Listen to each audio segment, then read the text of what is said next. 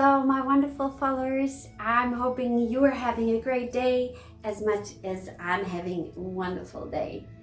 I'm glad you're back, and let me answer some more of your really interesting questions. Thank you for all the questions that you gave. So, first question, why are some of the things that are misunderstood labeled demonic by some Christians? I think when we don't understand something, it is a general rule that we often say, I don't want to have anything to do with it. I just push things away. This is how we just work. If we don't get it, we don't want it. So I think a lot of people are so stuck that they don't want to even, the problem is that they don't even want to understand or see or maybe give the opportunity to change their mind, because they're so stuck on their opinion. They don't even want to feel that there's a possibility of changing their mind. So I'm always someone who likes to research and look a little bit behind the scenes. So to me, I understand that new concepts, I've been there where I'm just saying, no, I don't want that. I don't want to even deal with that. But then when time evolves, I make more research and I see that something is not as other people have told me it is, or that they have just misunderstood it. So let's say that about yoga, a lot of Christians think that yoga is something evil. Now, how come that approach could be taken as that? Yoga is in itself not, the asana practice is in itself not a religion. It can lead to a religion, so it can lead to Hinduism. So let's say a lot of people go take a yoga class, and first of all, it is just about their body. And then they might see a statue of another god like Krishna or Shiva, and they're chanting Om, and they're starting to really get into it, and they're starting to enjoy it. And then they're maybe researching more about Ganesha or Shiva, the statue that they're seeing there. And then they go to a temple and maybe see how it is, and maybe they're enjoying it. So is there a way that yoga would lead to, for example, Hinduism and to another religion? Of course there is. In itself, though, the asanas are actually a technique that you can use as a Christian, as a Hindu, a Muslim, whatever, to enhance your belief in God and help you on the path with God. It is what is happening on the inside that makes it one thing or the other. So for example, when I do yoga, and I practice pretty much every day, I do the Jesus prayer. So when I'm inhaling, I'm praying, Lord Jesus Christ. When I'm exhaling, have mercy on me. And I'm doing a lot of Ashtanga yoga, so the breathing is one of the main things that you do in Ashtanga yoga. It's very deep, very loud. So it's kind of like the Darth Vader breath, or the ocean, the sound of the ocean rolling, on the shore of the beach, in and out. And I do the Jesus prayer with it. So Lord Jesus Christ, have mercy on me through my entire practice. And it's my practice to always come back to this mantra. So everything that I do is prostrating to Jesus, prostrating to God, and dedicating my whole entire body, my practice, everything to God. And this is really worship in the sense a moving meditation for God. And it helps me. I'm a person that needs to move, really needs to move every day. Otherwise I get very fidgety. I need to let go of stress and, relieve tensions. And this is helping me. Now then, when I pray, when I sit down and when I meditate, I can sit down and I can be still. After I've done a good yoga session, it comes so much easier.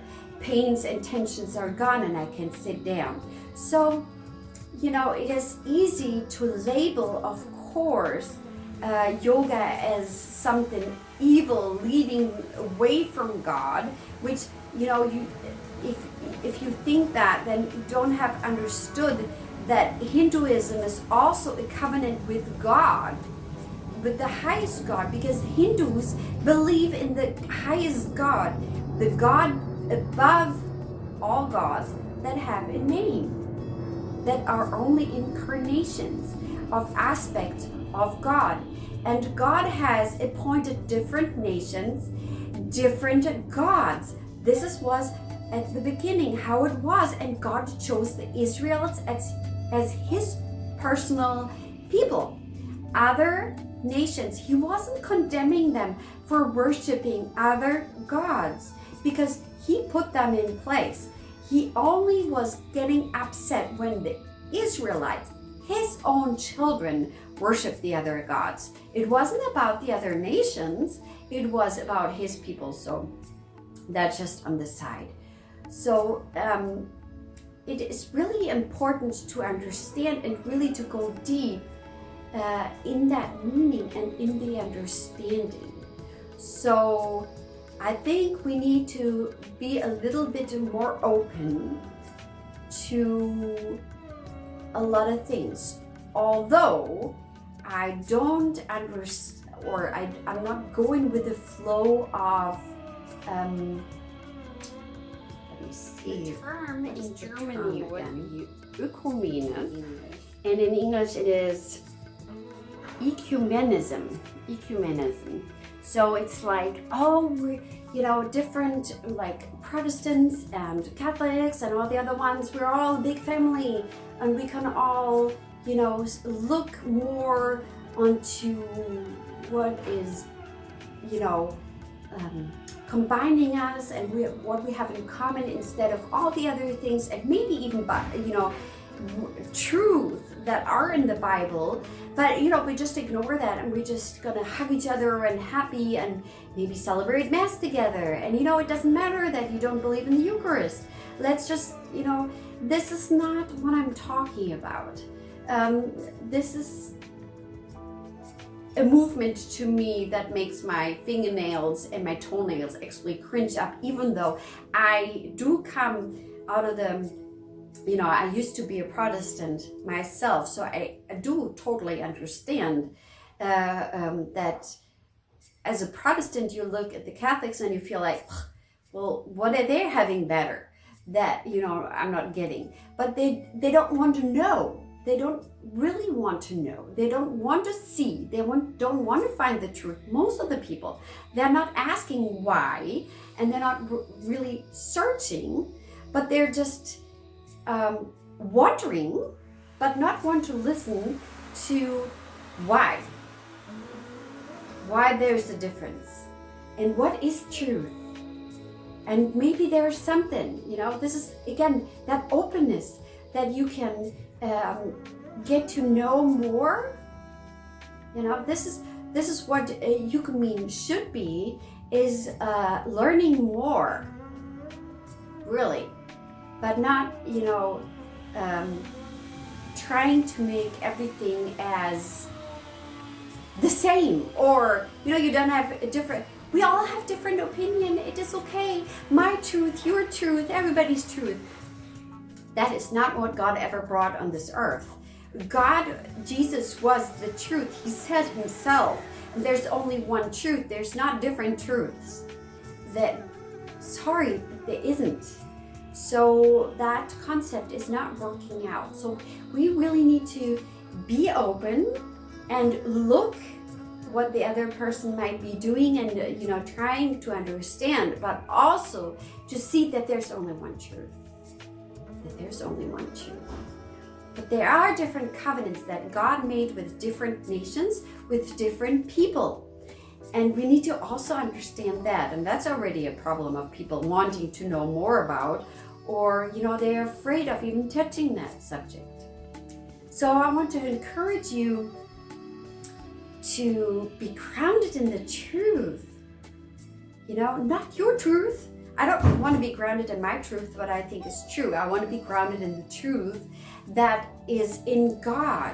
And that's the most important thing. You can't make up your own truth. It has to be scripturally based. So that's really, really important. This was a heavy subject. I hope you enjoyed this video, and I hope you find this interesting. I see you soon again, hopefully. Bye.